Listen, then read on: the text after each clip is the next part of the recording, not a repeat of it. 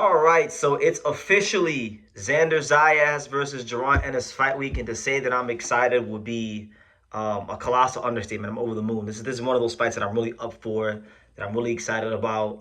You know, respect to both fighters for stepping up to the plate, not going back and forth on social media, and making a big fight happen for the boxing fans. I would even go as far as to say that this fight is the fight of the summer. You know, it's going to be the defining fight of this particular period in the sport of boxing. So I'm really excited to be there. Thank you. Shout out to the fine folks at Matchroom Boxing for allowing True School Sports to be in the building. And I'll make sure you guys and the rest of the boxing world has great content to watch and speak about come fight week. So stay tuned for that. But wanted to kind of look ahead just a little bit because I think there's a lot of interesting storylines in and around this fight. And, you know, let's call it right. Let's call it real. You know, I think the overwhelming opinion of the majority of the boxing world is that Jaron Ennis is going to beat Xander Zayas, that Jaron Ennis is going to run right through Xander Zayas, that Jaron Ennis is just too experienced, too seasoned, too advanced, too skillful for Xander Zayas at this particular stage of his career, right? Too much too soon for the young kid. That's the narrative is going into the fight. So that being said, let's just say, right? Let's say Jaron Ennis does. Let's say he does what many boxing fans think he's gonna do, especially Philadelphia, the whole of Philadelphia thinks he's gonna do. Let's say he runs right through Xander Zayas, and Xander just can't stand up to the power, the speed, the athleticism, and things like that. Okay, let's say maybe Jaron Ennis stops Xander Zayas in devastating fashion in the first 6 rounds.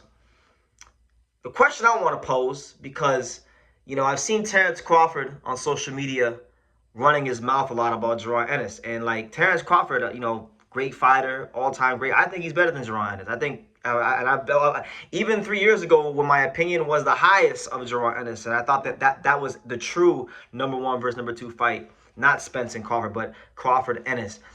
I thought even back then Crawford would beat Jaron Ennis, right? So my thing is, you 3-time undisputed. You're a 4-time champion. You one of boxing's all-time greats. You know, 5-division champ. One of the very few that's ever been a 5-division champ in the history of the fight game. What the hell are you mad about? What the hell are you so, like, angry about? Why are you upset? Why are you tweeting about what you would have did to Jaron Ennis, what you could have did to Jaron Ennis, and things like that? Why, you know, you've been going to Japan and Tanzania and the whole continent of Africa, enjoying the fruits of your labor. Why not just do that? What is it about Jaron Ennis that has you tweeting your life away about him? Because for those of you who don't know what I'm talking about, Terence Crawford's been talking about what he would have did to Jaron Ennis, ruining his career, this, that, and the third. And he seems like angry about it, like legitimately angry about it. And so my thing is this. We know that money talks and bullshit walks. We know that Terence Crawford is a very competitive guy. So my thing is if Jaron Ennis goes in there and has a star-making performance of the highest order against Xander Zayas, is it possible? Could Jaron Ennis lure the 38-year-old out of retirement? I think that has to be something to consider, because this is a big fight. This is a fight that's going to move the needle in the boxing community, and it might even move the needle a little bit outside the boxing community. It might get some mainstream appeal the closer it gets. You know, I think it's one of those kind of fights where it's going to teeter along the borders of being a fight that could transcend the hardcore box community, and not many fights can do that. So if a fight can do that, and Jaron Ennis has a performance that makes him a star, will Terence Crawford consider coming out of retirement? And to be honest with you, I don't think he will come out of retirement. I feel like, you know, he's happy with what he accomplished. But every now and then, just when I think, you know, I know what I'm talking about, Terence Crawford will tweet and he'll start getting mad and he'll start saying all these things about what he would have did to Jaron Ennis.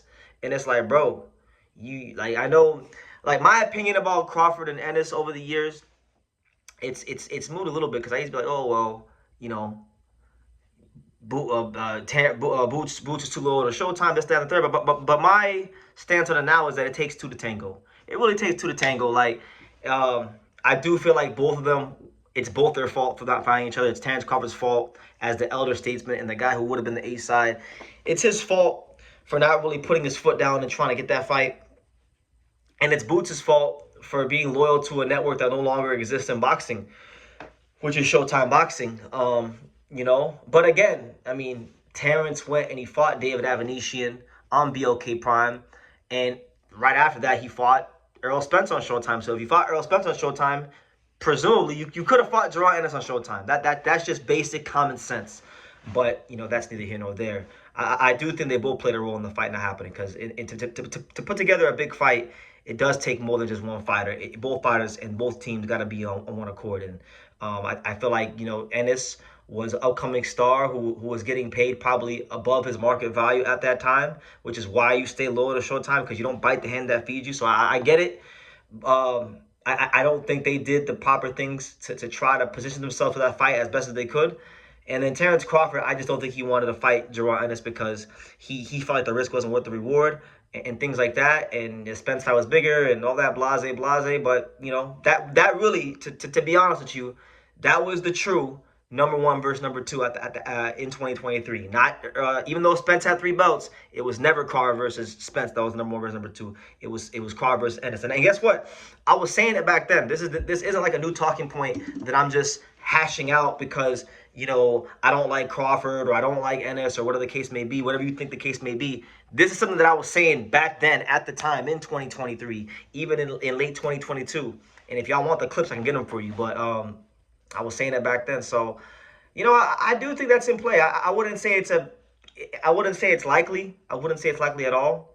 But I'll say this: if Boots were to go in there, let's say he stopped Xander Zayas in 6 rounds or less. He showed you guys the speed, the power, the defense, all that stuff. If he was able to do all that, and then let's say he get up on the microphone and channel his inner Jeff Hardy, his inner Stone Cold Steve Austin, his inner The Rock, and if he really talked crazy about Terence Crawford, I think Terence Crawford would actually consider coming out of retirement to fight Jaron Ennis. I do. But, like I said, a couple dominoes got to fall. Jaron Ennis actually has to perform and show that he is what he says he is against Xander Zayas.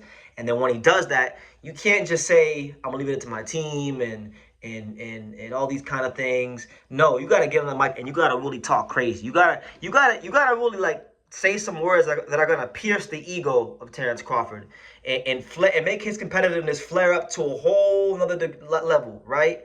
And if you can do that, I guarantee you Terence Crawford will give it a big consideration to come out of retirement and try to fight you, But that's just my opinion from where I'm sitting. Y'all can let me know what y'all think from where y'all sitting. But, yeah, I think it's in play. Even though it's not a storyline that'll be talked about enough, I do think it is in play if it's handled a certain way. So I'll just leave it at that. And what do you guys think? Terence Crawford's pushing 38 now, so I don't think that fight is at now what it would have been in 2023. I think it would have been more interesting in 2023. But I still think it'd be a great fight. Terence Crawford's still one of the best fighters in the world because I don't consider Terence Crawford retired yet. Even though he said he retired, he hasn't been retired from boxing for a full calendar year yet.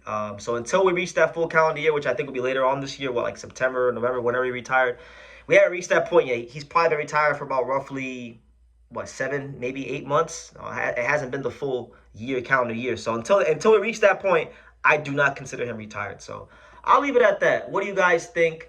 Make sure y'all stay tuned to True School Sports. We'll be in New York City this whole fight week. So I look forward to seeing everyone from Philadelphia, from Puerto Rico, from South Florida, from anywhere. If you're coming to the fight this week and you see me, make sure you say hello. I'll definitely stop and talk to you. Who knows? Maybe you might get on the channel. Maybe I might put you on the YouTube Shorts, get your predictions and things like that. But yeah, leave your comments down below, and I'll definitely be reading them, and it should be a really fun fight week.